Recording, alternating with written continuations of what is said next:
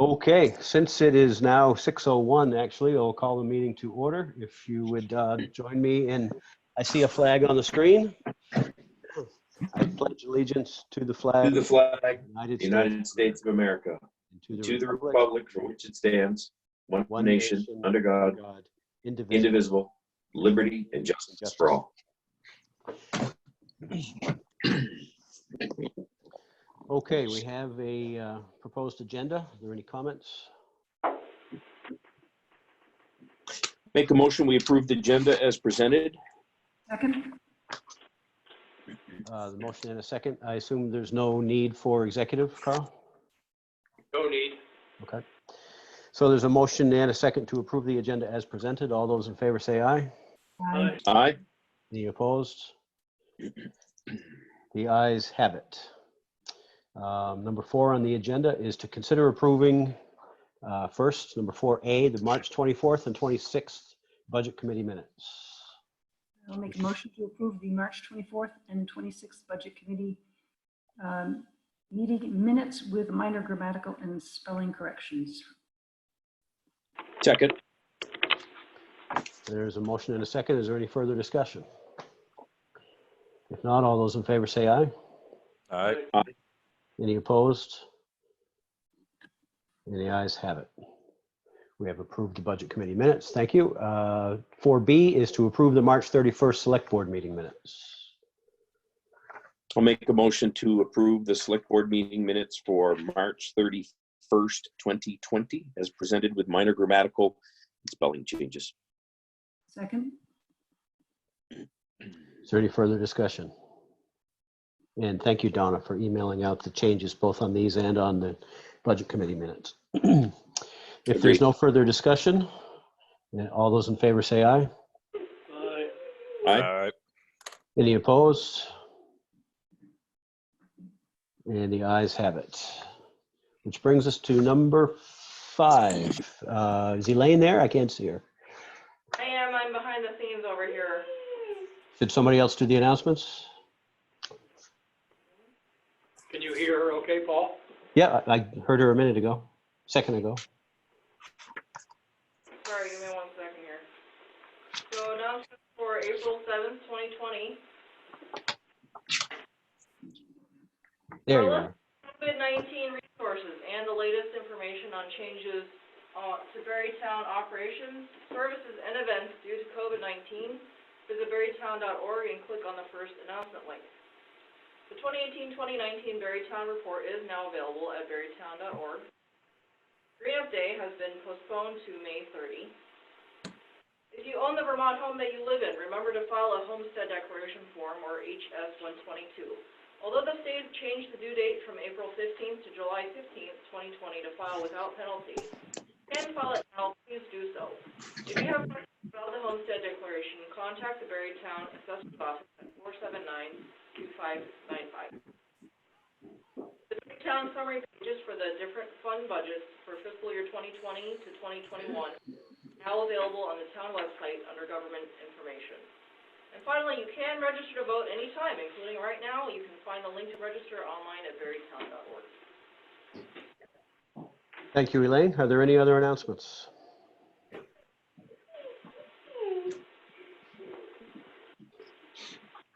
I guess that's not an announcement. We will move on to number 6. Is there anybody on the line or anybody in the room? Something that's not on the agenda. So just so you know, there is Eric Blaisdell on the line, and as you can, the select board members can see, you have Chris Lamonda. There's no one else on the line or on the Zoom meeting. All I see is if Chris is just a floating head in front of a bunch of ambulances. Looks like something out of the 80s Terminator movies. And the Barrytown ambulances. Yes. You look like Max Headroom, just a head floating there. And of course, we do have some other visitors that are on the agenda. Yes. Oh, we need a close-up of one of them, and it's not the chief. He's coming. I thought I heard the chief whining in the background, but maybe it was somebody else. Try to get better. Okay, so we will get to them momentarily. So we'll move on to number 7, which is to hold a public hearing for 4 proposed town charter amendments. So this is the first of 2 hearings planned and advertised. Well, advertised back when we thought we were going to be voting on May 12th. So we will have a hearing to take any public comment on the 4 proposed charter changes. If someone would like to make a motion to open the public hearing. I move that we open up the public hearing. Second. Motion and a second. Is there any further discussion? Hearing none, all those in favor say aye. Aye. Anybody opposed? The ayes have it, and the public hearing is open. Carl, do we need to go through line by line again like we did last time? Not line by line, but how about if I just give a description of each for anybody later on? That sounds good. Okay, so what will be Article 27 on the ballot is about the election of a presiding officer. What this means is a presiding officer at the election place. The charter currently states that the town clerk is the presiding officer, and this amendment is about the backup to the town clerk. And what the amendment provides 2 possibilities for a backup. The first backup would be one of the assistant clerks, assistant town clerk. So that would be a resident to be eligible to be the presiding officer. If that's not a possibility, then the Board of Civil Authority would appoint a registered voter of the town to be a presiding officer. And that registered voter could be a PCA member, or it could be someone else that might be knowledgeable about conducting elections.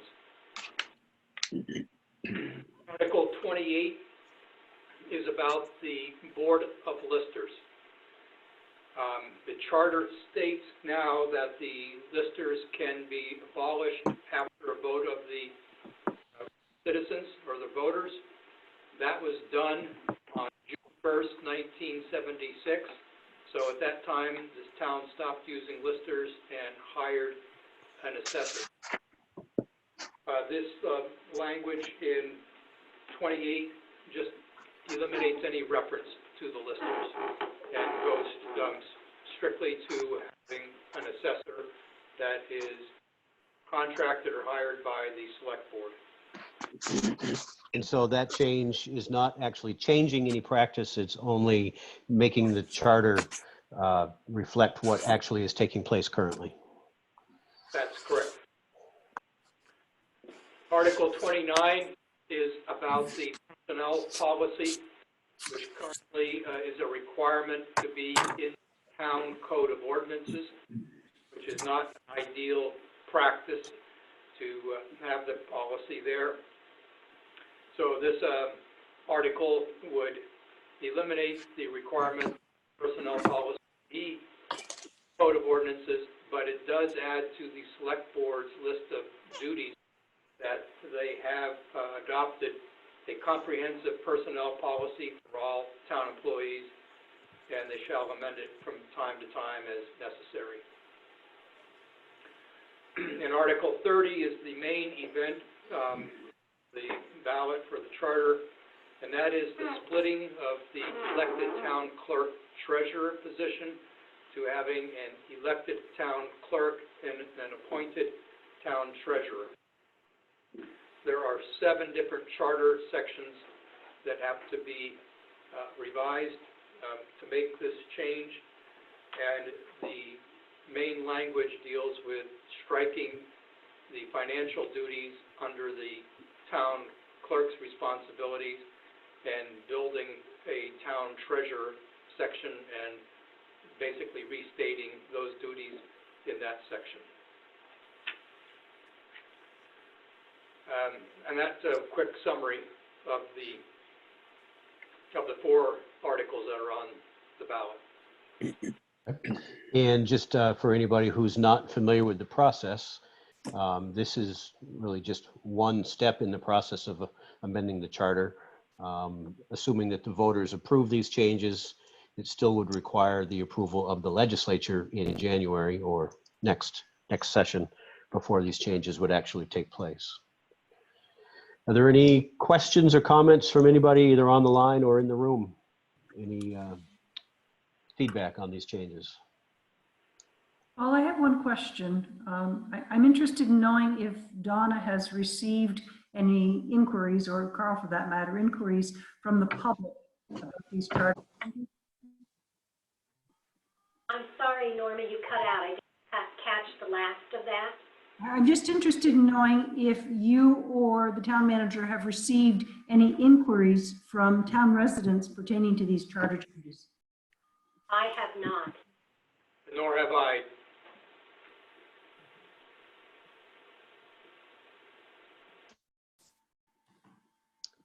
I can only think of one conversation I've had with anybody outside of the current group here, and that person was, of course, in favor of the changes, but that's the only feedback that I've had.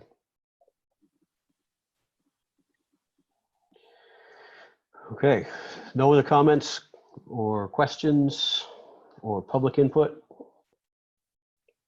I would only say, Paul, that I've spoken with some handful of residents, and they were in support of these changes. That they understood the value of these changes, and I haven't heard anything negative. Yeah, I just want to reiterate that with these changes, it is something that the town clerk is on board with. Something town staff had actually presented to the select board. So some of this is not what we cocked out, but what they came out with, and it made sense or makes sense. Right, thank you. Well, if there is no further public comment or any questions, going once, going twice, and we could have a motion to close the public hearing. So moved. Second. The motion and a second to close the public hearing. Is there any further discussion? Hearing none, all those in favor say aye. Aye. Aye. All right.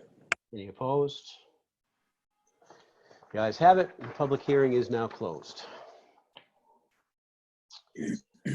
Which brings us to item number 8, department head visits. We have the police chief up first, unless they've made other arrangements between themselves.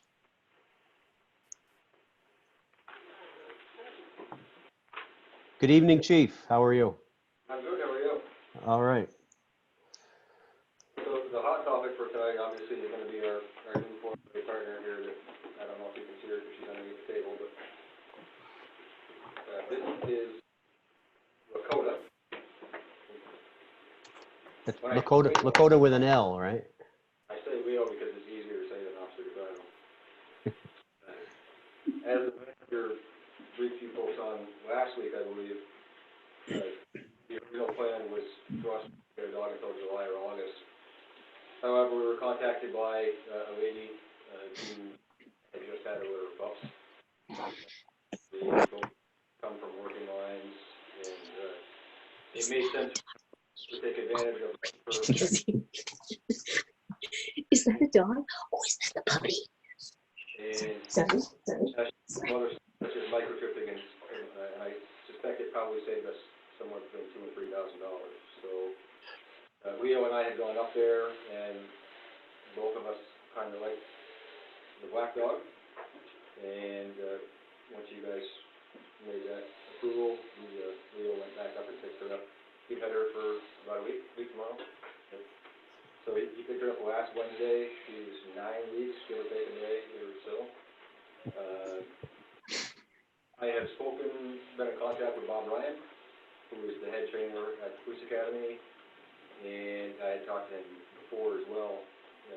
We had made some plans and discussed how what we do here would impact the training that's required once she gets old enough to go through the classes, and Leo gets enough time on to go through the classes as well.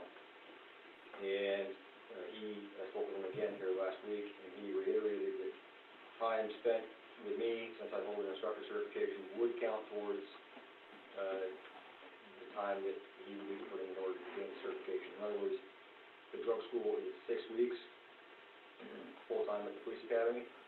However, time we spend now, January of 21, which is when the drug school is, the time we spend between now and then to get Sir up to speed, he may only need to spend 2 weeks at the police academy. So, as you know, staffing is an issue in every police department and has been here as well historically for 15 months. So that will help us. I think she's going to be well on her way by the time January rolls around. I don't want to bite off more than I can chew, but I would like to think that she would be able to pass the certification before she even goes to the academy. So we have all the training aids here that we get her some patrol stuff as well.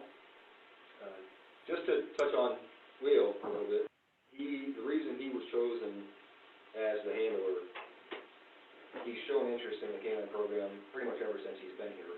And he has those trainings each for the state police and whoever else comes to monthly trainings on his own dime as well, and helped us out with showing that we were and he is extremely physically fit, which is a requirement not only to get in, but annually must be for keep.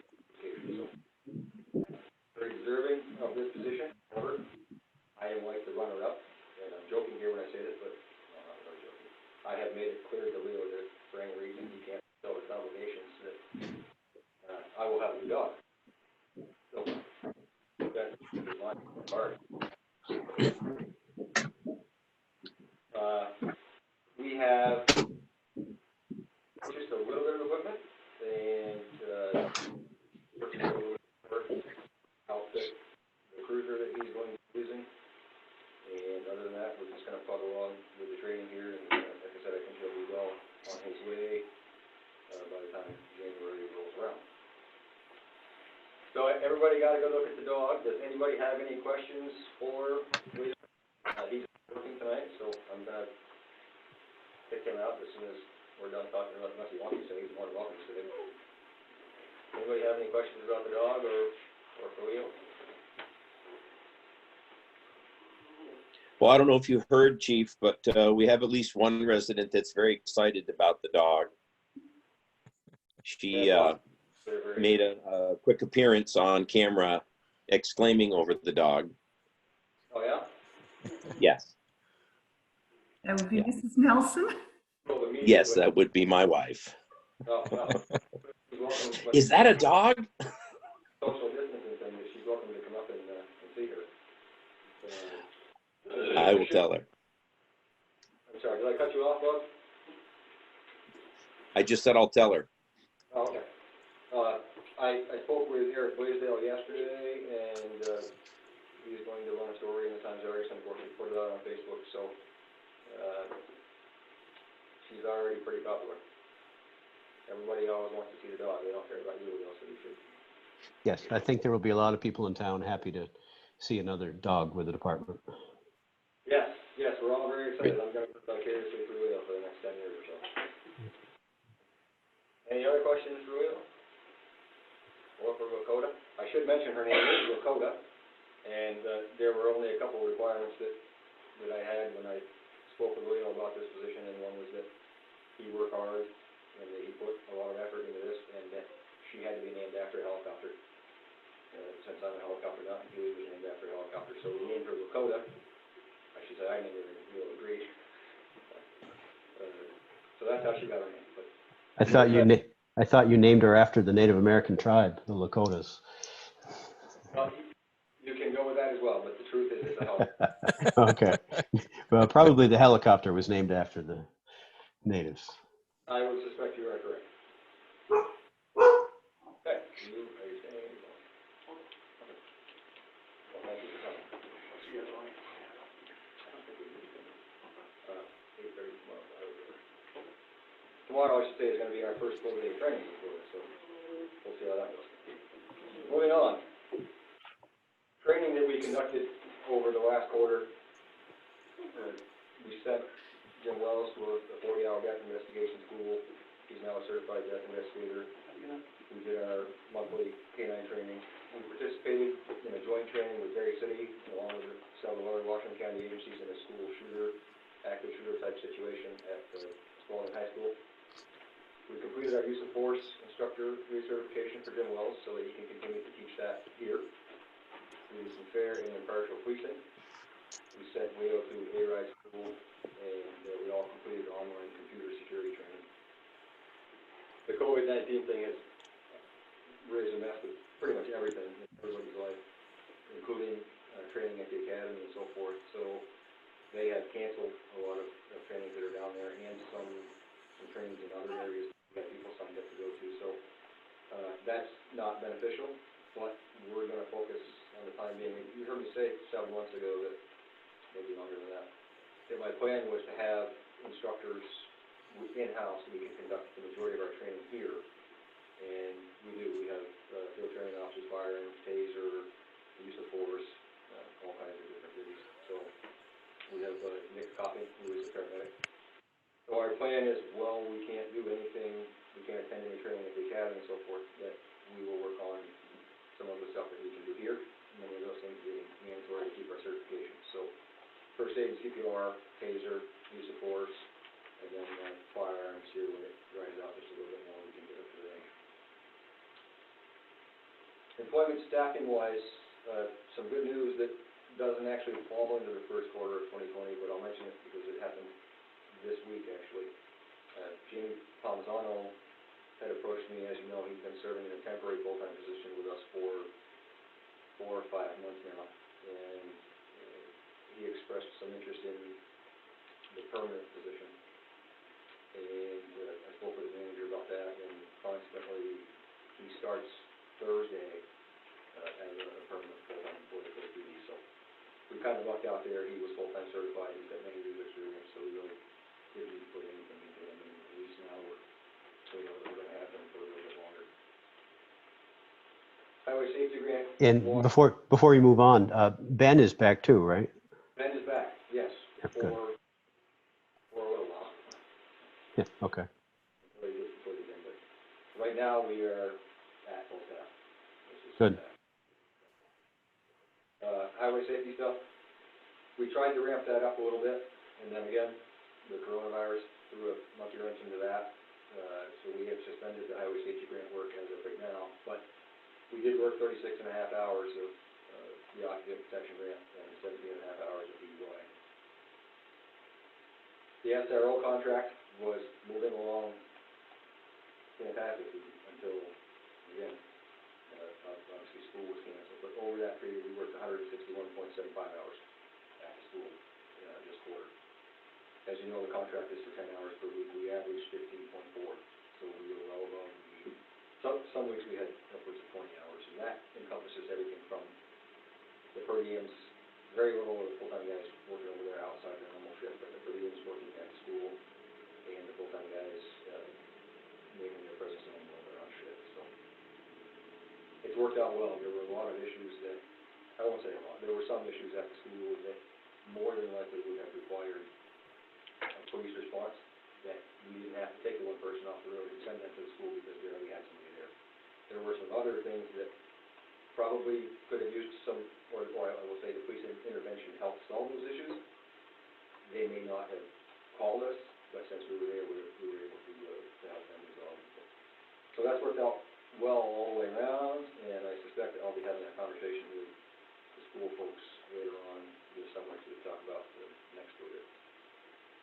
So, Chief, when you bill that time to that contract, it's a sort of a mix of per diem time, full-timers time, overtime, and they don't question which rate we're charging them? No, the contract is written that we bill them actual costs. So if a full-time person is working there on overtime, they're paying the overtime rate for that specific officer. If a per diem officer is working, they're paying the per diem rate. It is broken down, when I bill them on a monthly basis, it's broken down, 3 hours at this rate, 5 hours at this rate, so they know what they're paying, and that has not been questioned at all. Okay, thank you. Car-wise, they're all in good shape right now, they're all running, we don't have any cars that are down. I should note the manager and I picked up the new cruiser today at 404, so I'll be speaking with Mike tomorrow in the shop to get the plans in place to get that ready and on the road.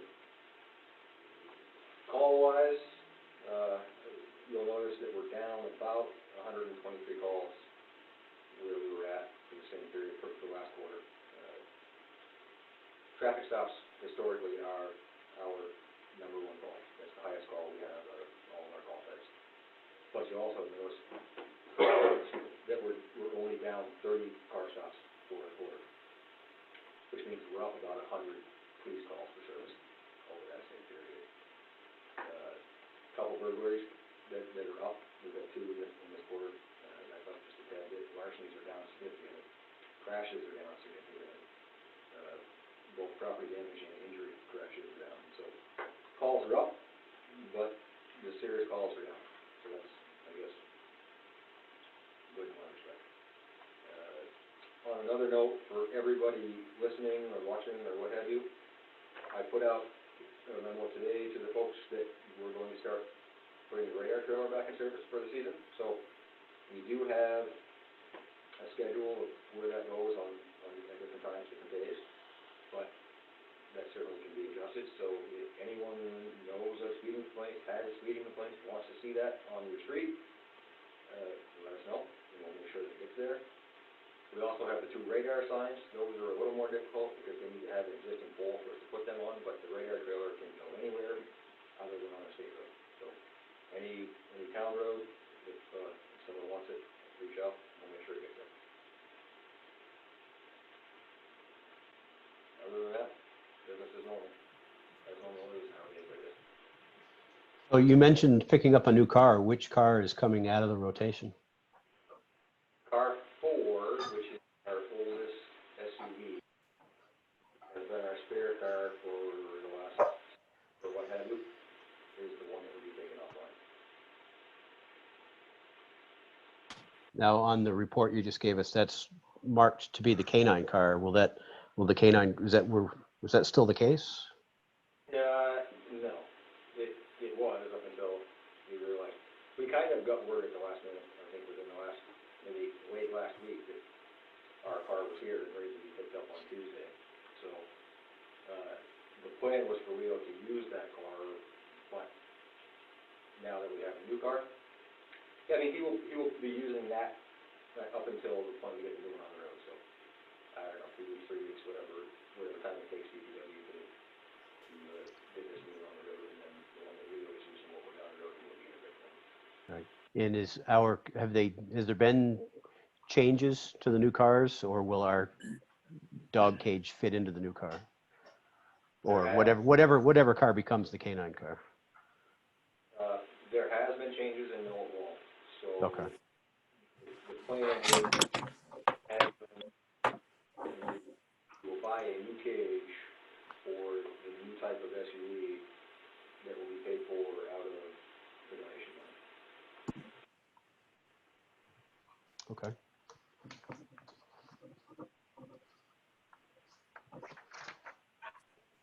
Board members, anybody else have questions or comments for the chief? I do, Mr. Chairman, just one question, I guess. I'm sure you've seen in the news reports and so on that domestic violence calls have kind of increased in certain areas. Have you noticed that here? I have not. That was mentioned to me today as well, that they were up in Washington County, and we have not noticed a significant increase. It's staying fairly flat like we're at. That was all I had, Mr. Chair. Sometimes some numbers are good to have low. Amen. Anybody else? Just a quick question. I'm going to ask Chris the same thing. Do you feel like you guys have what you need for PPE for the coronavirus situation? We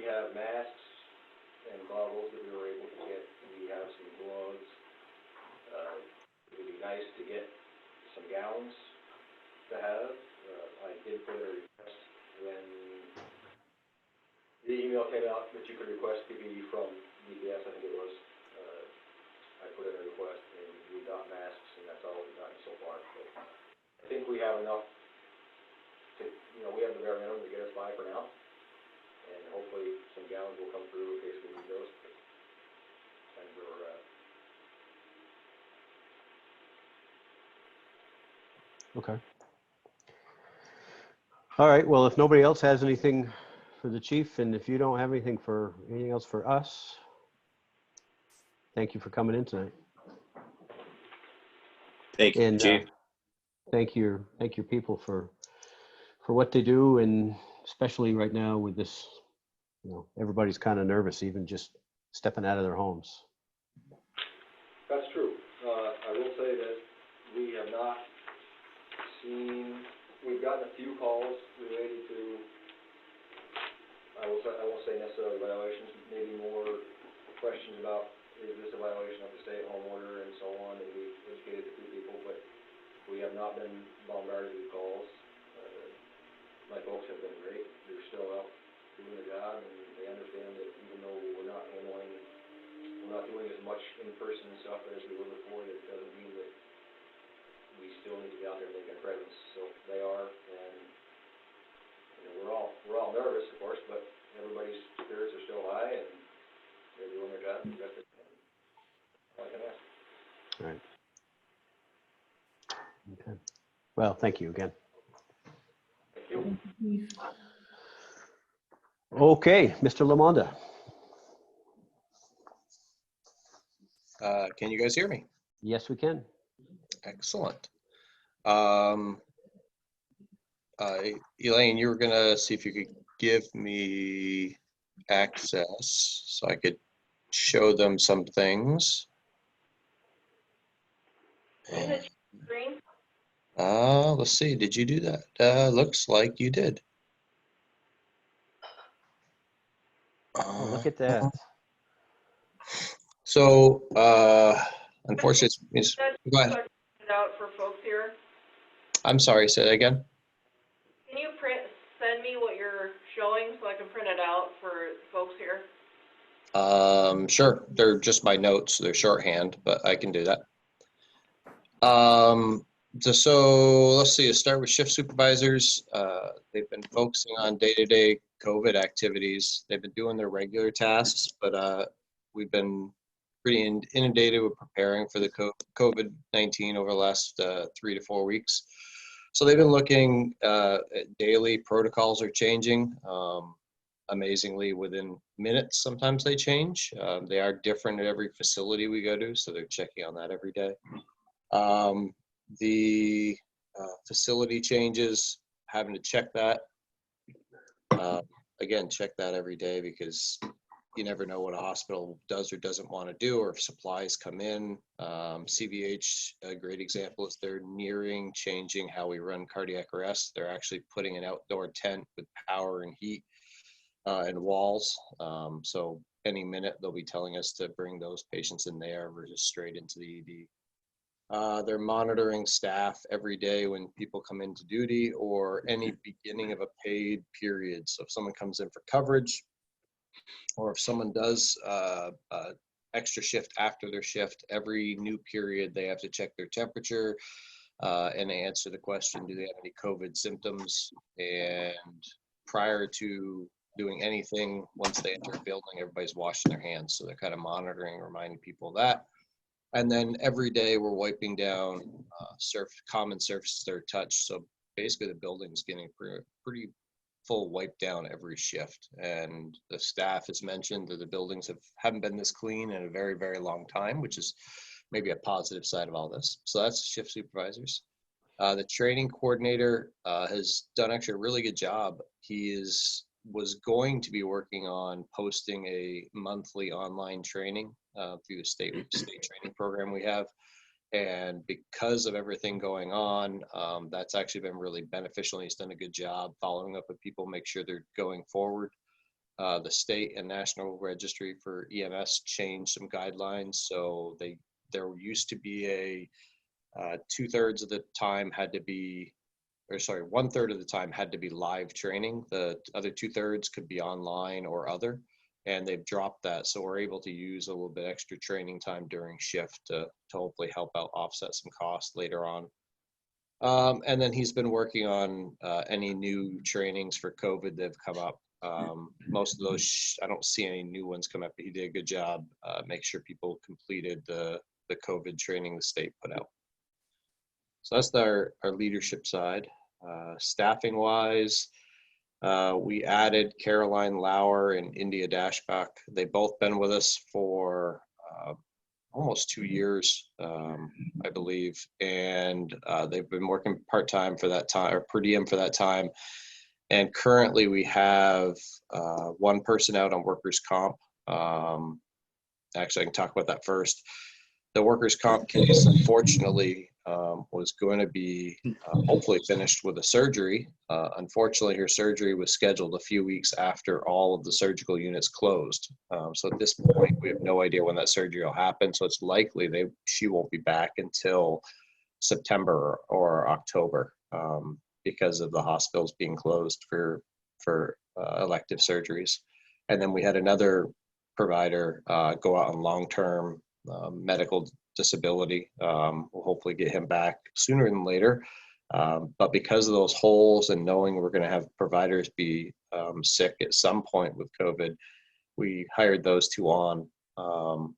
And I put this in here to show an immediate positive effect of hiring them.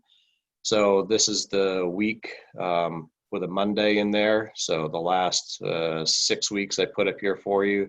And you see 6 weeks ago was one of our peaks of 144 hours in a given week were covered by full-time staff. And that's regular shifts. That's not coverage. It's South Barre and East Barre and Berlin.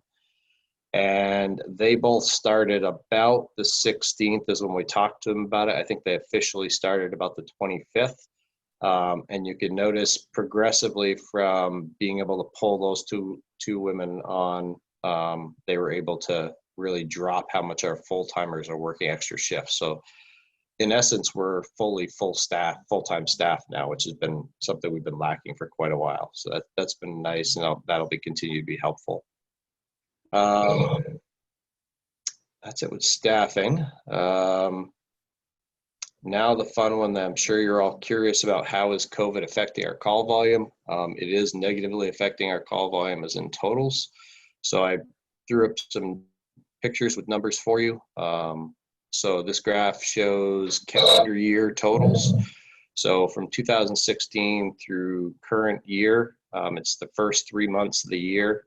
So you can see we're at 960 back in 2016, a general trend going uphill with a big spike last year. Keep in mind that big spike last year was partially created because of a patient that we had that was going to dialysis 3 days a week, which would be 6 runs a week, were added to our call volume. So if you look at our trending line, might be a better line to see, and you can see there is a pretty good drop in what we've seen this year. I'm estimating someplace between 30 and 40 calls if you look at the trending line, not necessarily a spike. Where is that happening? Pretty much across the board. The blue line is the current March that just went by. The orange line is the average of the last 4 years of what March typically looks like. And you can see emergency calls slightly down from normal because of COVID. Intercepts slightly down because of COVID, specifically the closing of the ski resorts. We typically see a pretty good number of intercepts at the end of the ski season, but that stopped. Interfacility is our biggest drop. The hospitals are not sending patients to other facilities. They're pretty much holding everybody at their own facility. That trend is unknown for the future. The hospitals have all talked about they're not going to be transferring COVID patients, but they might be transferring non-COVID patients. So that number, we may see a spike in more calls for that, but it's really an unknown at this time. So it kind of depends on when the surge hits and where it hits. And then mutual aid, we've actually seen a slight increase in mutual aid, but nothing significant. The last thing, looking at numbers, cancellations, no transports. So oops, this supposed to be a number sign. Non-transports and cancellations. We've seen a slight uptick. I think our average for the past 4 years is 19%. This past month, we were at 23. So definitely a spike in that. Unfortunately, that may continue to, I don't think it will continue to rise, but it definitely will be higher than normal. The state has added protocols in place which allow us to not transport COVID-related patients. So if we're called to someone's house for shortness of breath and there's a strong belief it's a COVID patient, we have a process now to be able to treat the patient on the scene and leave them there, even though historically we might choose to take them to the hospital. So is there going to be funding for that? The Vermont Ambulance Association is looking at the idea of, can some of the federal relief cover that? It's an unknown. There's also some Medicare, Medicaid rules they're changing, and I can talk about those in a minute. So just to clarify, in that scenario where you go to somebody's house and you believe that it may be symptoms of COVID and you're not transporting, are we not able to bill anything for those runs? At this point, we're not able to bill those runs because EMS is still billed based on transportation. Yeah. Okay. That is one of the things that Medicare in Vermont is specifically looking at changing. So there is the possibility that we may be able to start charging for those, but we would only be able to charge our base rate, not our mileage. So it's not a significant number if we're able to do that. We make most of our money from the mileage, not necessarily the base rate.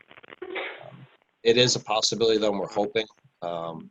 The Medicare and Medicaid both have changed their rules when it comes to dialysis patients. They do not want to use the volunteer vehicles and GMTA busing to bring COVID patients to dialysis. So they have approved using ambulance transport, which means we'll gain revenues from transporting dialysis patients that have COVID. Positive and negative of that is the only facility that's taking COVID patients for dialysis is up in Burlington. So it's a pretty decent long trip. So they're still in the process of figuring out how do you get people up there and get them back, being that dialysis treatment is about a 3 to 4 hour treatment. We'd rather not have ambulances sitting up there for 4 hours. I believe there's going to be a meeting sponsored by the University of Vermont later this week or early next week talking about what services are available to help out with this and how can they schedule it to be the best. So it's again, a bit of an unknown. Chris, this is Jack. Yep. Has the health department required you, if you're going to do these COVID exams at the residents, are you required to kind of track that for stats for the state or what? So far, the Vermont EMS office hasn't put anything in Siren that allows us to specifically say this is a COVID-related or potential COVID-related patient. Today, I finally gave up on waiting for them. I actually asked them a question today, where they are with it, and my plan is tomorrow, if I don't hear from them, I'm going to add a service-rated question that my providers will put in there. 3 specific we're looking at is adding, is this a potential COVID patient, known or unknown? We don't need to worry about all the questions you hear people asking of, have you traveled? I think we can make it nice and simple of, do we believe this is a COVID positive patient? Yes or no?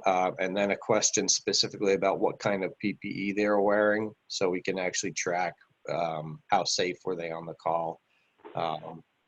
And so hopefully next couple of days, I'm going to have our workers' comp case is she's been coming in and doing some light duty work. And so I believe her task over the next couple of days is going to be going back and looking at all of March's runs and back coding that information in Siren so we can go back and track that.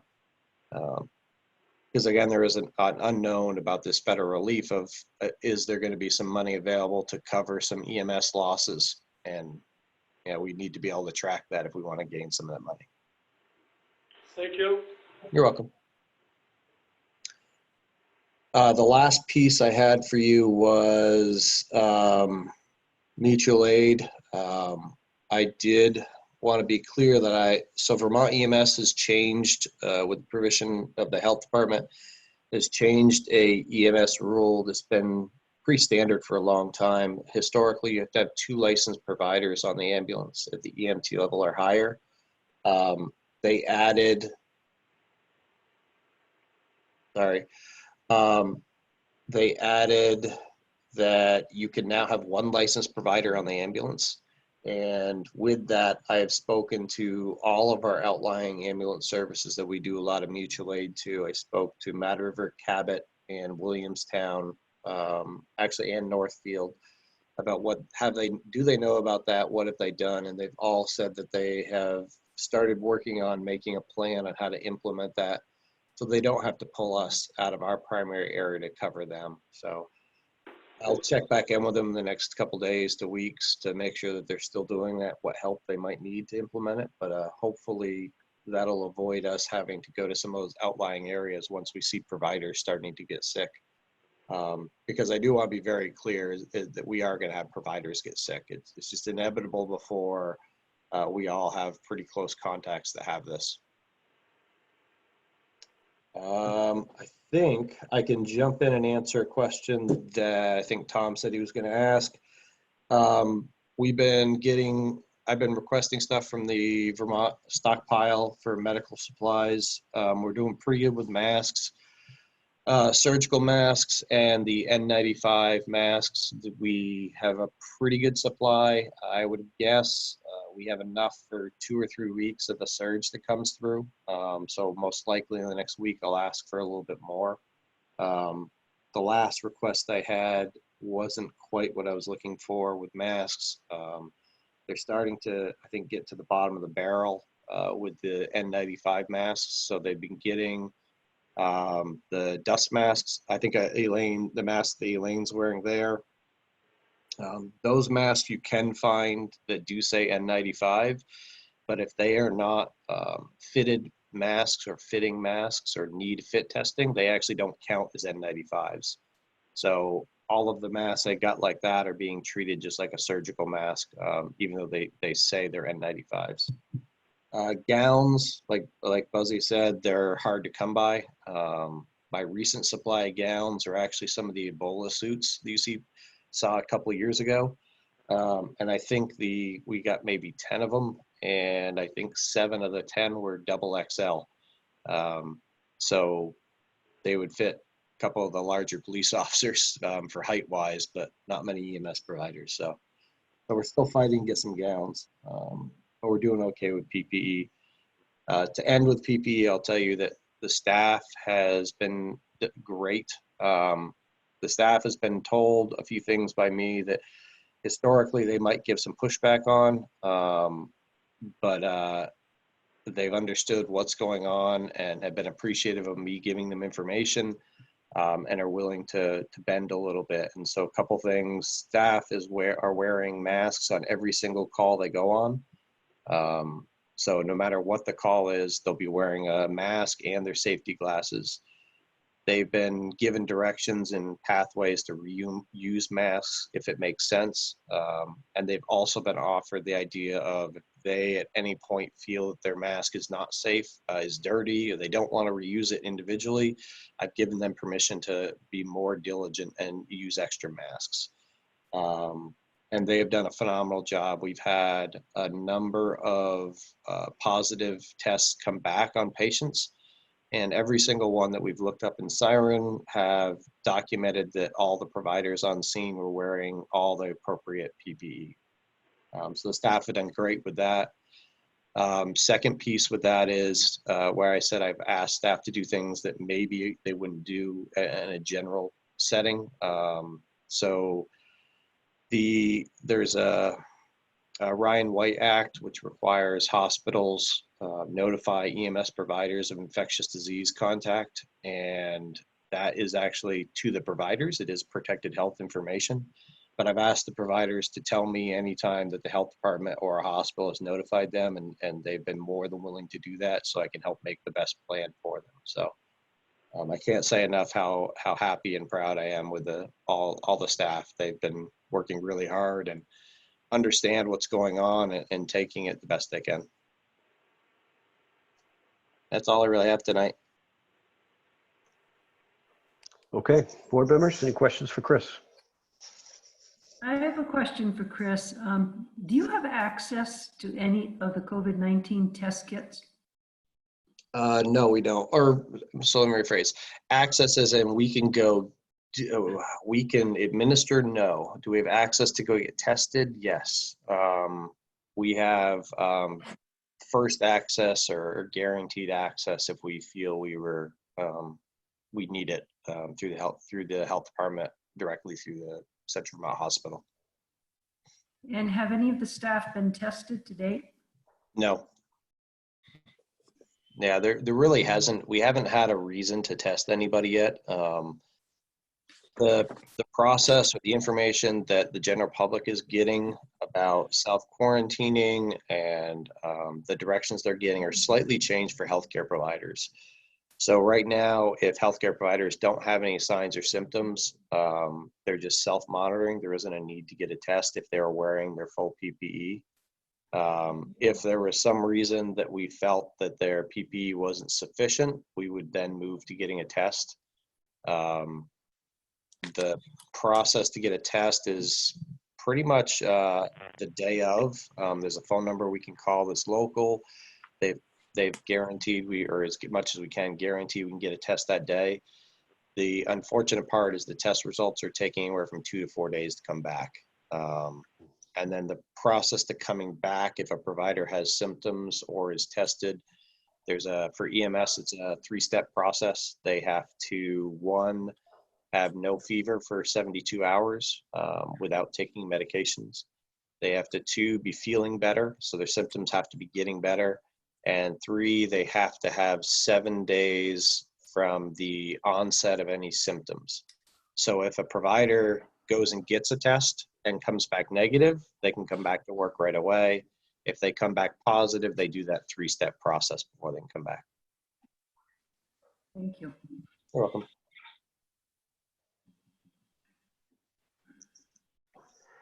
Anything else for Chris? Chris, I'll say, please pass along our gratitude and thanks to your crews for what they're doing in this unprecedented time. We definitely will. They've been doing a very good job. Like I said, I can't say as much as I can about how happy and positive I have been with the crew, our crews. I've gotten nice comments back from them for stuff I'm doing. They've had comments about each other. I've had the hospitals make some nice comments. It took about 2 days to go from why are we doing silly stuff about 3.5 weeks ago to I haven't had one provider ask or say one comment about taking their temperature. And so an example being that when we go to maybe Woodridge or Burlington Health and Rehab, we have to take our temperature and fill a sheet out every time we go in the building. And so if we go there 3 times a day, they're going in there and taking their temperature 3 times a day and filling the same sheet out 3 times. And not one provider has said a word since day 2 about 3.5 weeks ago. So they've done a great job. Thank you. Okay.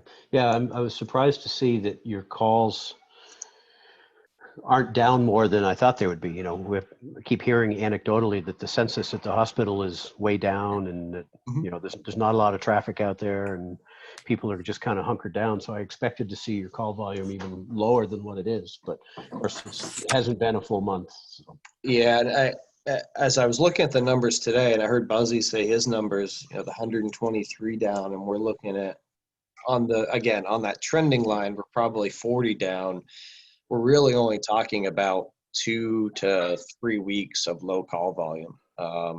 So this is something that I need to be watching very carefully and seeing what it means for the long run, because the thing I've told my staff and the public listening, please recognize that I think everybody has been doing a phenomenal job. People in the public staying away from each other, trying to avoid going out. I think we've done a great job, but we need to recognize that we're entering about the end of the first third of the time period we need to be doing this stuff for. We still have another 2 weeks before it gets bad. And then after that, we have about 6 to 8 weeks to get back to baseline. So we have a long ways to go. Right. Chris, if I may, when you talk about back to baseline, are you talking about back to the new normal, which is where we are, I would say, at this point? Or are you talking back to the old normal? That's a great question. It's really speculation at this point. I have to imagine that it's going to be something between the two. A good example is places like Clear Choice Medical in Berlin. They officially closed their doors for a couple weeks. I think they closed it about a week and a half, 2 weeks ago, and they're not planning on opening at least for another week or two.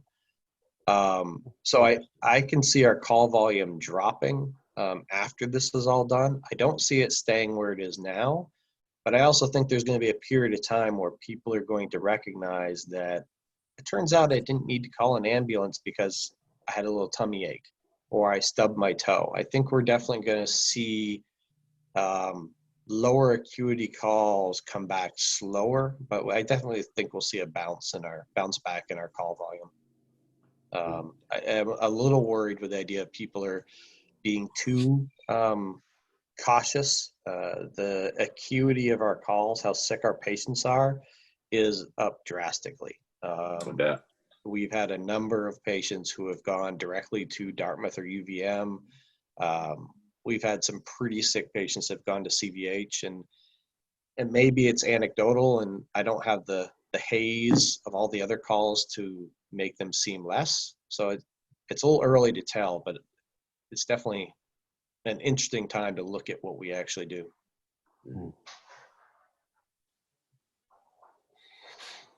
Okay, anybody else?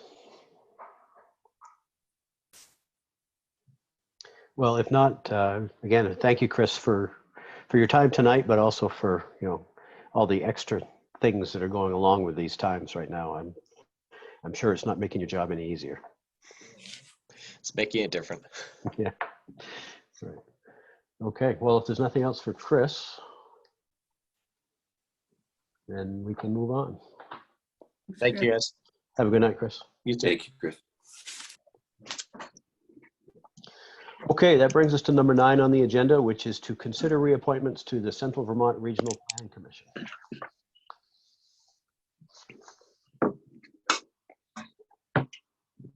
So our current delegates to the CVRPC are Byron Atwood is our primary delegate, and George Klain is our alternate. And I understand, Carl, that they both have agreed to be reappointed if that's the will of the board. That is correct. I'll make a motion that we reappoint Byron Atwood, the Barrytown primary delegate to the Central Vermont Regional Planning Commission, for a term to expire April 30th, 2021. Second. Okay, there's a motion and a second to reappoint Byron Atwood. Is there any further discussion? Okay, all those in favor say aye. Aye. Any opposed? The ayes have it. I'll make another motion to reappoint George Klain, Barrytown's alternate delegate to the Central Vermont Regional Planning Commission, for a term to expire April 30th, 2021.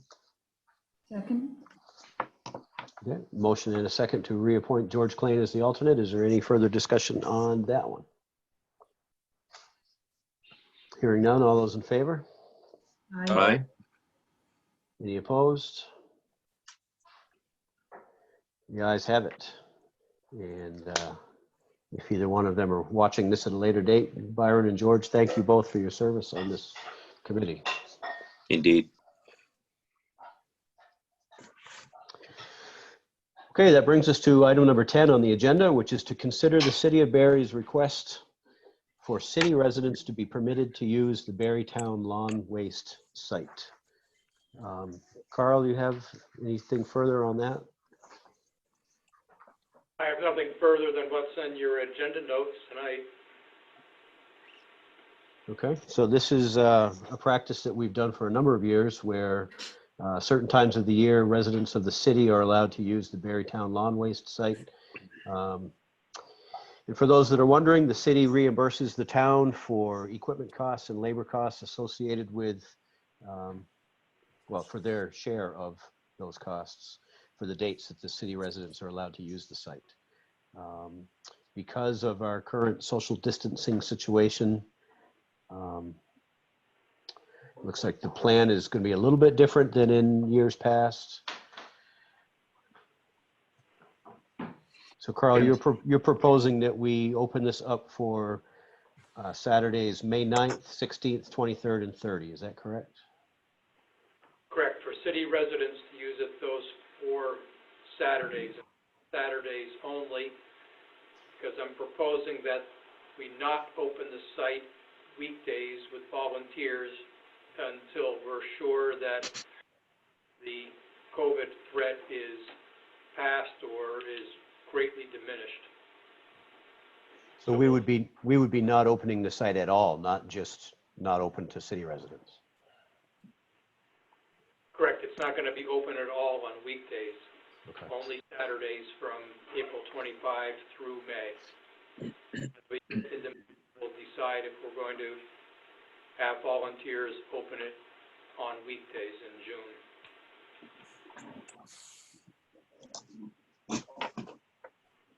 Okay. Carl, in regards to your notes, as you all know, I dealing with the public on a regular basis, and there are just some people who either choose not to abide by social distancing expectations. I hate to call them, it's not a law, but rules, or that are just unaware to some extent. And I'm wondering if we need to think about having a second person there. There are people who don't want to social distance or don't pay attention to the social distance, whether it's on purpose or just because they forget that there's a new normal.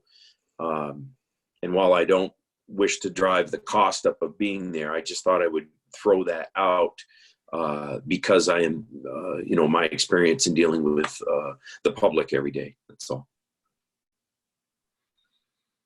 Well, if the board wouldn't mind paying to have 2 DPW employees there, we could see if we could get 2 to work each Saturday.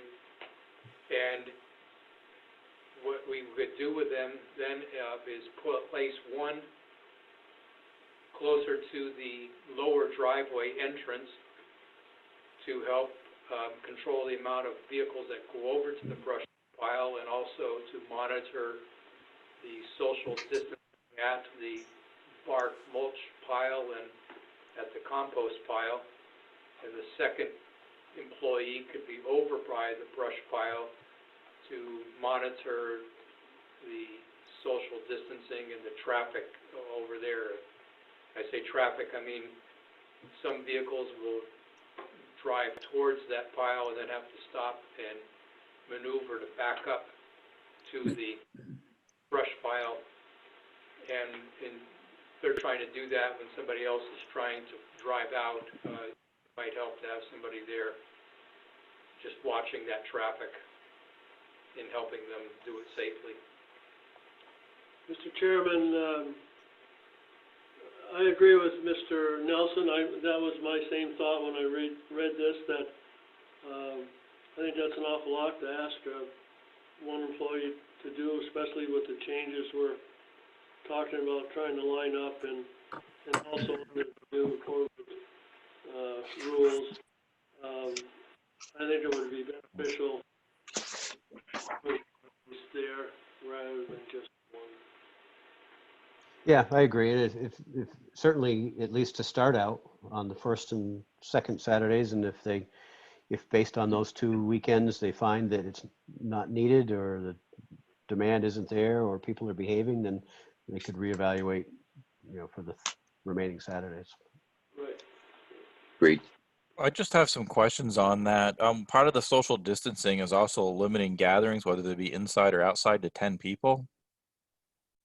So if we're still doing social distancing and hearing that other stuff, then if we had 2 employees there, that'd limit down to 8 people in the yard at the time.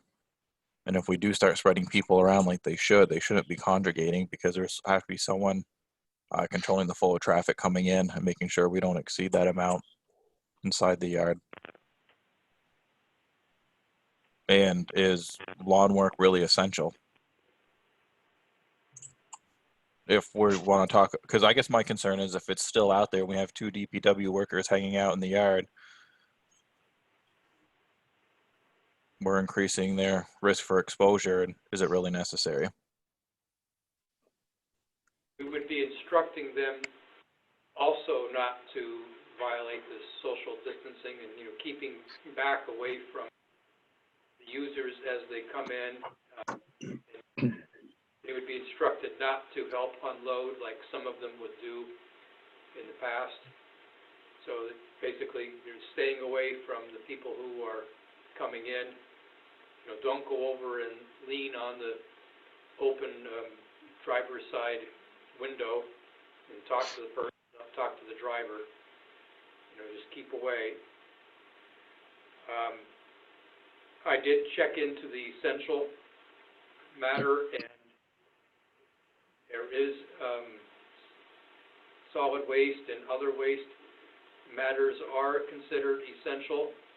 I also noted that lawn and garden stores or facilities are considered essential and are open, and that landscaping work can be done. So considering all of that, it seemed to me that a lawn waste site would be allowed to be open. And I think, Mr. Chair, that along with that is that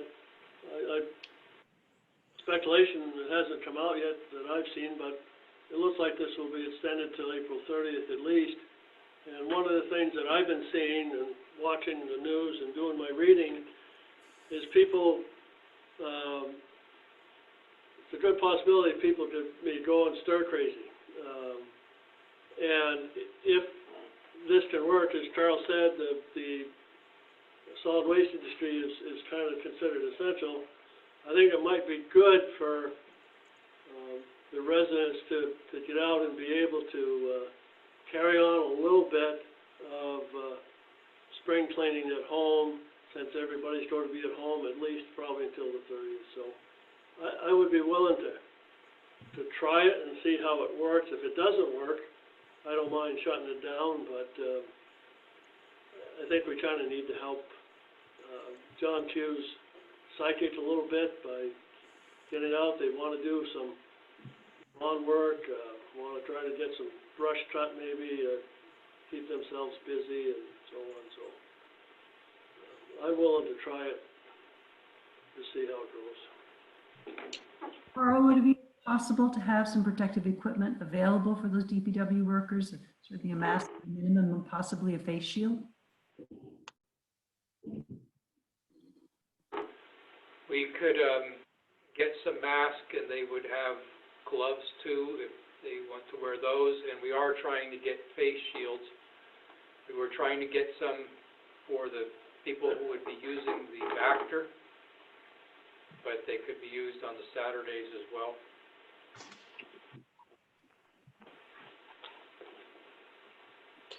Tom, to your question about whether it's essential, I have to agree with Jack. There, I can tell you that at retail, we've seen a shift from inside projects to outside projects. Now, while some of us still have a little bit of snow on our lawn, there are many lawns that are that have opened up, and people feel good, particularly on a sunny day like today, getting out and getting getting some exercise, doing some lawn work, cutting trees that have fallen down, or putting out, putting down some mulch or something similar. And I think it's as much a mental, just to feel good about it, being cooped up. The paint on the walls was the same thing. You feel good about making the change and improving your interior, and I think the same thing applies to the outside. And I think it's at least worth us trying it. And if it looks like it's going to be an issue, then we could cancel it at that point. I'm okay with it being essential, just as long as someone looked into it to see if we're in there to make sure we're in compliance. I'd hate to have someone call up and point out the town as an example of not following the executive orders that had been issued. Agreed. My other concern on that was, though, if we are looking at this, I still question about having 2 employees there and exposing 2 extra people, where I'm pretty sure that site could be managed by 1 person, especially the limited amount of people being in there, and the yard is not that huge. But I'll defer to the majority of the board. That was just my concern on that, is having an additional person there. Is it really necessary if we're trying to keep people isolated as much as possible? Well, I can, I see both sides of the issue. It's, we're supposed to be encouraging people to abide by the governor's directive and stay home. However, it's a lot easier to stay home if you have something to do. So it's a balancing act between staying home and keeping sane. And as far as the second employee, I guess I would defer to Carl and to the supervisory staff and DPW as to whether or not the second person is warranted. I think we should start with the 2. That second person can serve to be the person to make sure we don't get more than 10 people in the yard at a time, including the staff. And I would just ask that, assuming that someone makes a motion here, I would ask that it include the phrase, assuming that the town's yard waste site is open, that we would grant permission to city residents.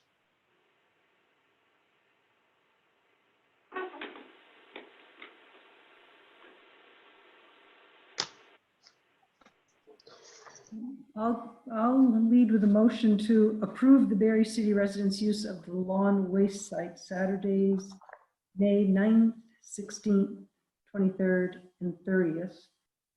And with the caveat that assuming that this waste site is open due to any other extenuating circumstances, I mean, we have to have that option to be able to close it if we need to. Agreed. Second. Okay, so motion and a second. Is there any further discussion? If not, all those in favor say aye. Aye.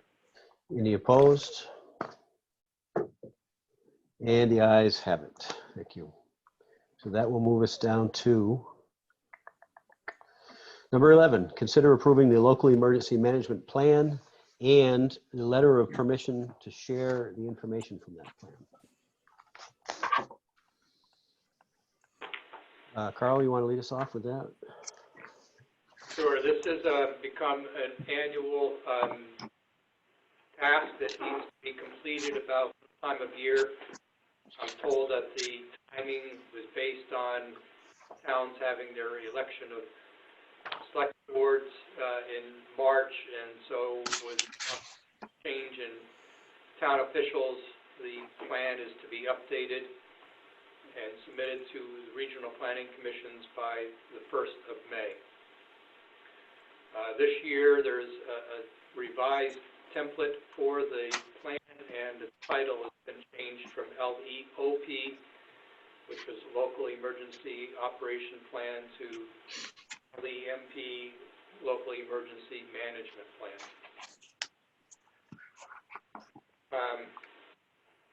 So Elaine took the lead on completing the template this year with input from Kate, who helped with some names of contractors, and Jack came in and reviewed it with her.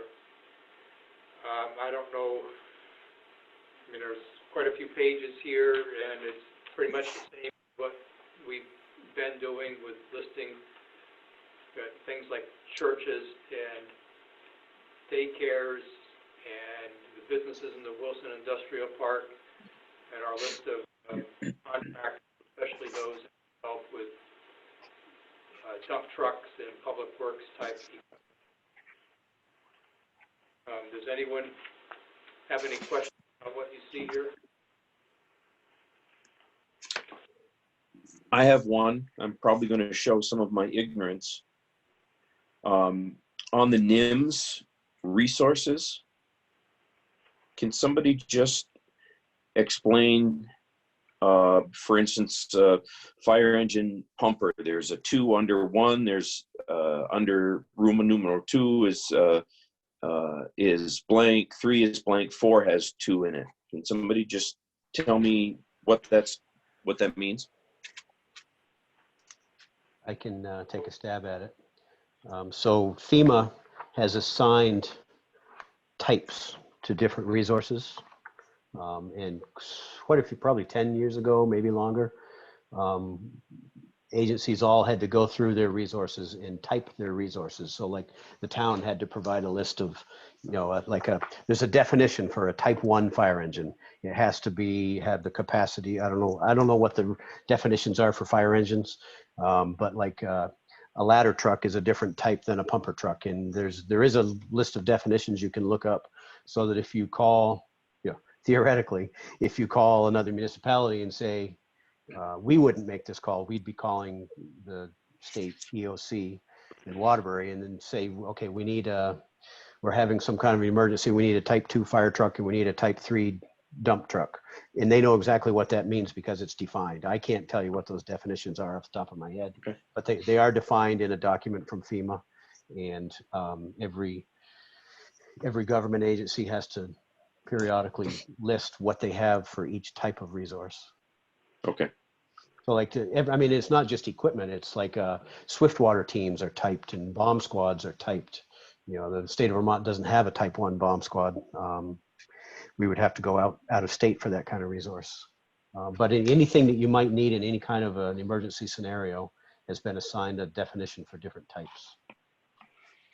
Okay. And Bob, there's a link that's noted on the bottom of that page to preptoolkit.fema.gov. Mhm. It explains all of the typed resources. Okay. One of those times when you're really bored. Yeah, I got a lot of that going on. And if you want to take a bunch of ICS classes, I think when you get up to like the 600s, that's when they start going over the categorization of them and Nice. breaking it down. Like a type 1 dump truck would have like 4 tires, and if you go to a type 2, would have 6, and you start doing capacity for it. Well, as long as Mr. Mitchell's aware of what all that means, that's who we're going to rely on if we need it. So, Mr. Chair, if I may, I do have some questions. I'm sorry, Bob, didn't mean to cut you off. no, go ahead. With the list of the local resources outside of the towns, like the local businesses and stuff like that, how do those people get added to the list? And are they aware that we'd be sharing their information? Yeah, I had that same question. Like for chainsaws, how did we happen to pick Tucker Machine out of all the different chainsaw dealers in the area? I picked Tucker Machine because they're right here in Barre, and we needed to put a name down. So I know they do chainsaws, and so I picked them down, put them down to go there. You could have put Aubuchon as well, or Nelson's, but I picked Tucker's. Okay. And the other question was about, do these contractors know that we might be sharing this information? And I would say the answer is no. This request that we approve the permission letter came in just fairly recently, maybe the week before last. So we have not taken the time to go call every one of these and verify that they're okay with getting a call possibly from, say, the town of Waitsfield, who is in LE be number 5, but be outside of the normal work area of some of these contractors, especially the trucking companies and construction companies. But on the other hand, maybe they like getting called and get the opportunity to work, so. That was going to be what my response was, that the majority of these are public places, the retail business or wholesale business, and I, as one of the people that are on the list, I can't imagine why someone would be uncomfortable. The only thing, maybe some of the clubs but I certainly, anyone in retail or wholesale business, I can't imagine would have a problem with their name being out there as a vendor for products. If I can follow up on that, Carl, does listing these people and these companies in this particular document, does that place any obligation on these individuals or these companies under federal requirements? No, so like under the tools and supplies, where we do have both Obashan and Nelson's, there's no obligation there then that they have to do anything special or provide items at a certain price or anything. It's just that they're able to get contact information for them. And the idea is that if we're here on a Saturday evening and start dealing with a situation, we have a phone number to call and ask about getting some supply that we think we might get from one of those types of stores. Or if we're, again, here and we need food for workers, and we can call one of the stores that are listed here and to get food prepared, and so we can pick it up and deliver it to work crews. And like under the food, as Carl mentioned, I actually went and talked to Cheryl at Corey Hill Quick Stop and asked for her information if she'd be willing to do that, and she said yes. And I think most of the people that are listed here have done business with the town over, period of years, so there is a relationship there already. So these are the people we've used, these are the people that we've talked to, and during the flood, a good share of these companies that were down here came out and helped in the flood, if I remember right, didn't they? With the trucking companies? Trucking. Yes. We've used, let's see, 1, 2, 3, 4, 5, 6, at least 6 of the companies there I can recall using them during flash flooding. And that's the purpose of the state is requiring all this, is so that Carl said at Saturday night at 2 o'clock in the morning that we know that we can call Mr. Nelson and he will come down to the store and help us out. Rather than 2 o'clock in the morning, well, who do we call? Where do we go? What do we do? My only The one, was if there sorry. was this, if by virtue of having them listed in this document, if there was any sort of an obligation on them, or this is entirely optional on their part, this is elective. That's right, it's elective, and it does not mean that we're restricted to only calling the companies or businesses that are listed here.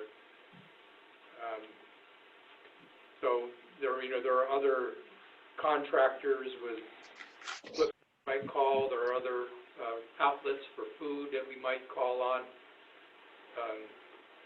So it works both ways. But it's intended to be a resource so that you could get things going during at any time of the day or night.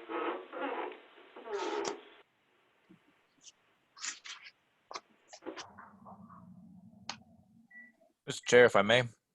Yeah, please. So I'll make sure that it's clear that my stance is I think it's great that we have a list of resources ahead of time, because the time that you need them isn't the time to be looking up and trying to find them. Having it organized and be prepared ahead of time, I'm very much in favor of. I also think sharing information and resources is extremely beneficial. You know, we're stronger when we're together. So if we can help support other municipalities, other communities, I think that's a great idea too. My concern is just that I did notice a couple cell phone numbers in there, and some people are more apt to share a cell phone number with close friends versus than just like a landline for a business. And I just didn't want to, I just was asking about that on if we were sharing cell phone numbers, if people were all comfortable with that versus just the landline. But I do think having this list ahead of time is great. I've helped out with it over the years a couple of times, and not in its entirety, just a couple sections. And I do think helping each other is the way to go. But that was just my concern on it was if someone gets a cell phone call that they weren't expecting because they shared it with the town and they didn't realize it was going to be shared out wider than that. Well, and similarly, there's a whole list of in-home daycares, which include phone numbers, which I assume are their home phone numbers. So I don't know, can't think of a reason why anybody from another community would be calling these folks, but yeah, it is something worth thinking about. Well, it's not hard to get, in this modern day of technology, it's not hard to find a phone number. Very true. If I may? Yes, please.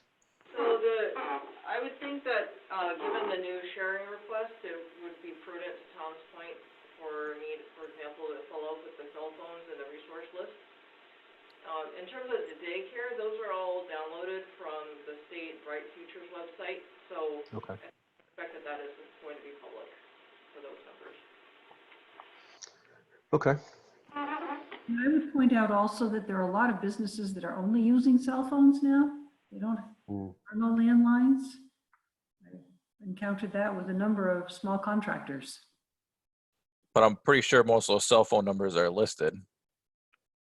I guess Yeah, if it's a business, if it's a phone number that the business uses as their primary contact number, then yeah, I'm sure that they are listed. And as Mr. Nelson said, they would want to be contacted because otherwise they won't be in business very long.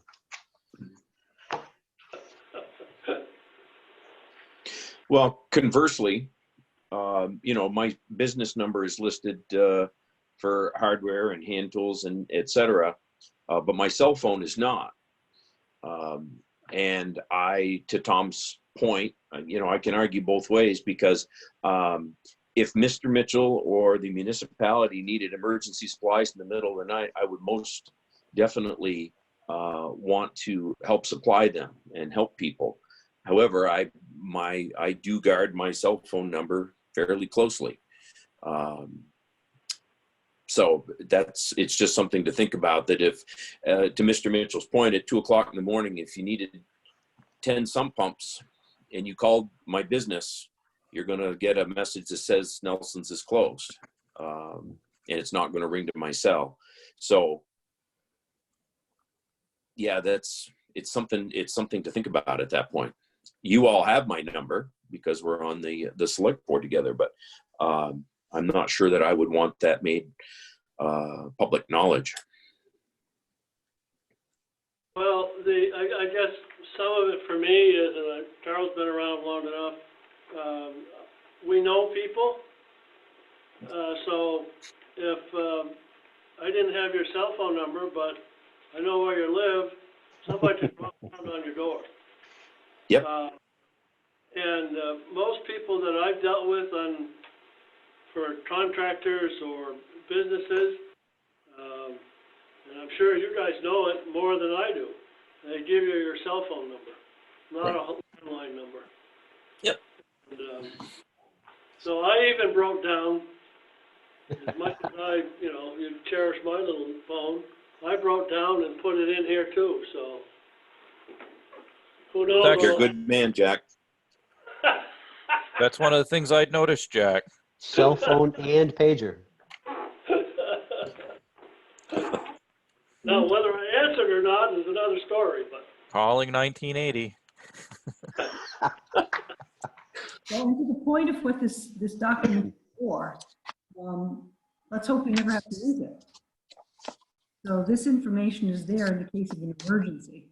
A serious emergency. And we don't have to, it's not something that's out there commonly being used. So I think we ought to keep that in mind in terms of what information is there and who would have access to it and why. Carl, I would make a motion to approve the 2020 local emergency management plan and to authorize the town manager to sign the information sharing permission letter. Second. there's a motion and a second. Is there any further discussion? I just trying to answer my own question here. I was going to ask if we do share this information with the LEPC, they're not going to, I know the LEPC doesn't have a website, so we don't have to worry about that right now, but it looks like it's only going to be shared upon request. It won't be just widely distributed or posted on the web. It'll be, it says it's going to be shared on request. Just got a question. How big is LPAC number 5 and LM? LEPC number 5 includes all of Washington County and the 3 Orange County towns that border, Williamstown, Washington, and Orange. But it's made up of not only municipal representatives, but industry representatives, human service agencies, anybody that could have a role in, well, it's supposed to be in a hazmat incident, but they've taken on a wider role than that. Okay, so it's a pretty big list of people that have access or would have access. Potentially, That's yeah. all. That's all I was looking for clarification. Okay, that's all I had. Thanks. So I'm sorry, did your motion include, Norma, to authorize the town manager to sign the, or I'm sorry, whose signature goes on it? Carl's or Tom's? Yes, I included that in the motion. You did, okay. Town manager. I wasn't paying attention. Okay, there's a motion and a second to approve the plan and to authorize sharing of it. And a second, is there any further discussion? Hearing none, all those in favor, say aye. Aye. Aye. Any opposed? And the ayes have it, which moves us down to number 12, Carl. Okay, regarding this time, we did not have a special department head meeting this morning. No one felt the need to have the meeting this week. Status regarding our workforce, it's all good. We have no COVID illnesses or absences at this time. The work from home is in place, and it seems to be working all right.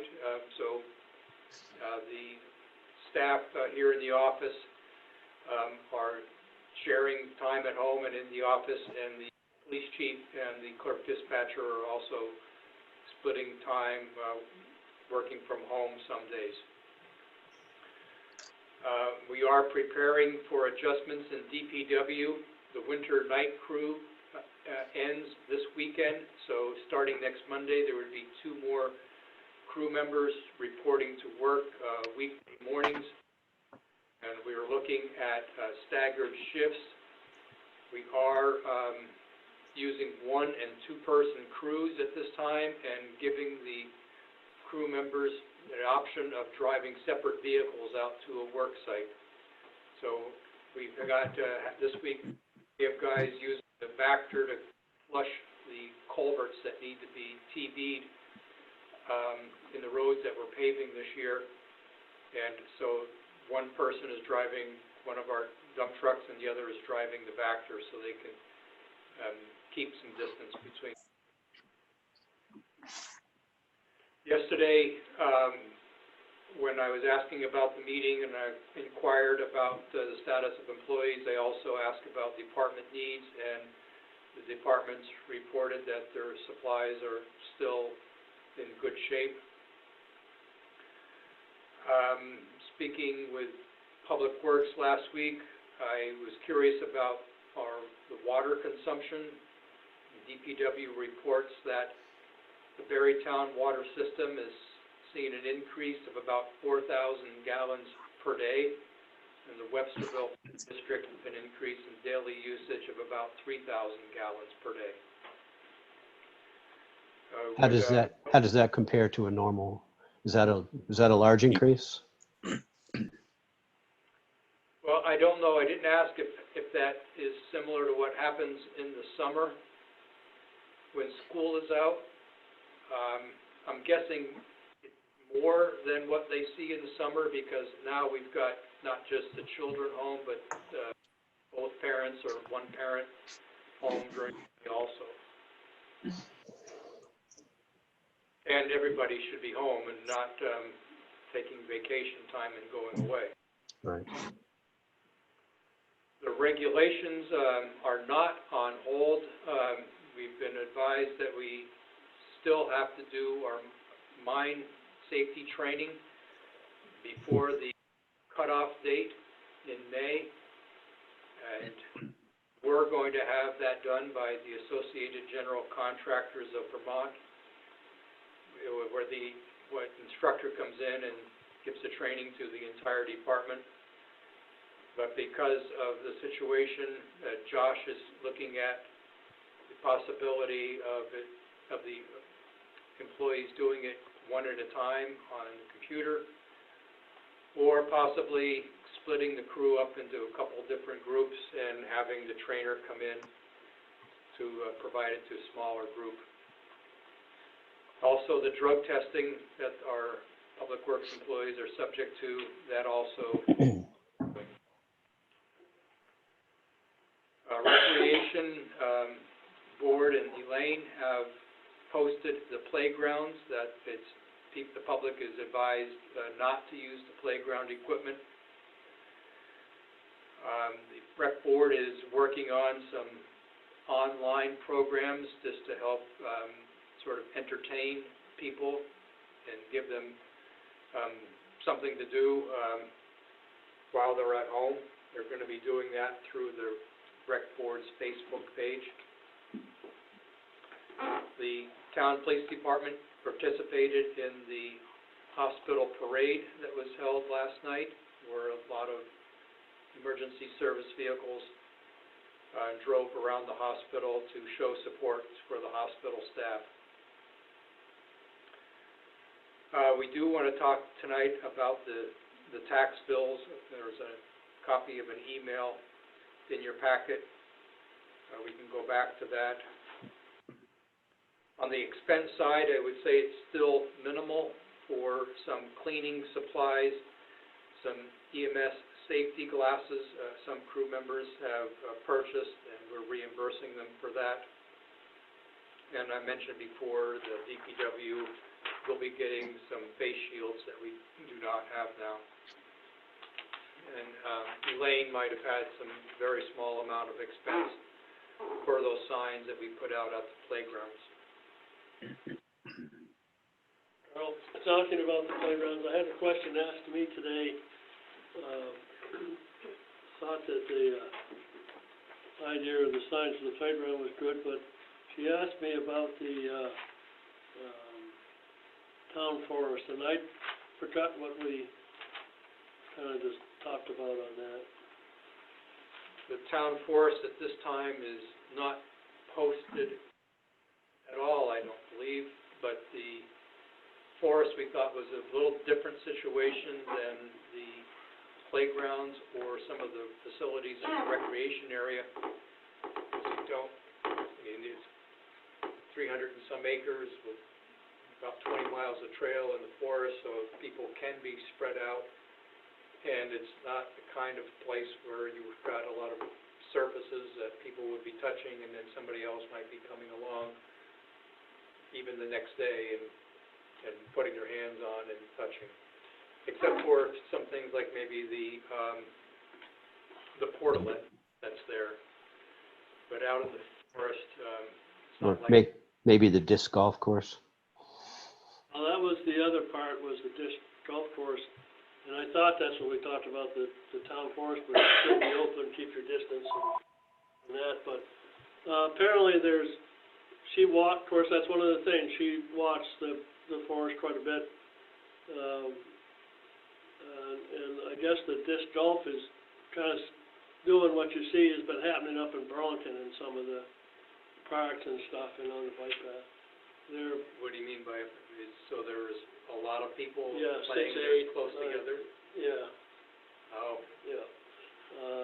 With that disc golf, it's not, I don't know how you do that without the distancing, but she was concerned about that, and I said, I'll check on that and see what we decided, because I wasn't sure, when she asked me, so I didn't want to give the wrong impression, but, and there's no, she couldn't say one way or the other, basically, but there was somebody was drinking,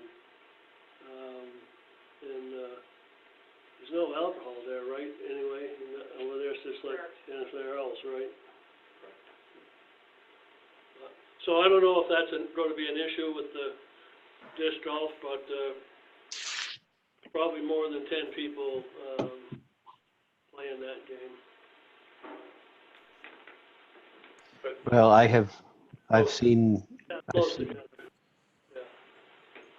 I've seen people using the disc golf course, carrying a cooler with them, and I didn't ask them what was in the cooler, but I'm sure that probably takes place pretty regularly, and it's kind of one of those things where as long as they're not creating a problem, I don't know how far we want to inquire as to what's in the cooler.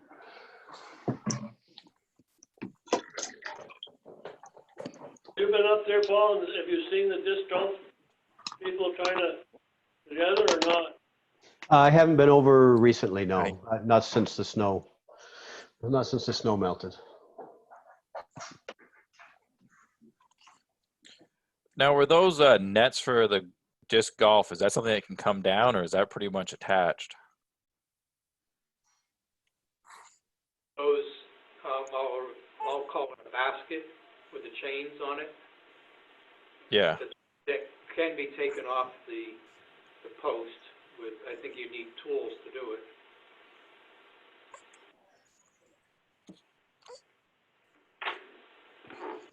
I was just wondering if it turns out to be a problem, might that be something we look into to discourage people from going up there and hanging out?